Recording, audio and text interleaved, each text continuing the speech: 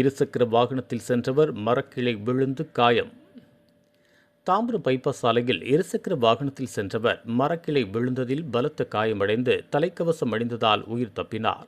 தாம்பரம் அடுத்த படப்பை சாலமங்கலம் பகுதியைச் சேர்ந்தவர் 56 வயதான கரீம்கான் சொந்தமாக வியாபாரம் செய்து வருகிறார். இவரது தம்பி 48 வயதான சபியுல்லா கான் இருவரும் வேலை விஷயமாக ஆக்டிவா இருசக்கர வாகனத்தில் சென்றுவிட்டு மதுரவாயில் தாம்பரம் பைபாஸ் சாலை திரும்பிக் கொண்டிருந்தனர்.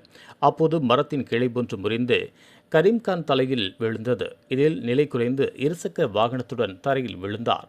ஏற்கனவே தலைக்கவசம் அணிந்தும் மரம் தலையில் மேல் பட்டதில் பலத்த காயம் ஏற்பட்டு ரத்தம் வெளியேறியது.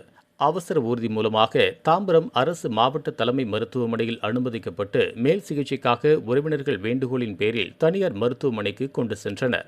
சாலையில் இருசக்கர வாகனத்தில் சென்றவர்கள் மீது மரக்கிளை விழுந்து ஒருவர் தலையில் பலத்த காயம் அடைந்த நிகழ்வு பரபரப்பை ஏற்படுத்தியுள்ளது. இதுபோன்ற உள்ளூர் செய்திகள், மாநில செய்திகள் மற்றும் பயனுள்ள தகவல்களை உடனுக்குடன் தெரிந்து கொள்ள GST ஆன்லைன் மீடியாவை இலவசமாக சப்ஸ்கிரைப் செய்து கொள்ளுங்கள்.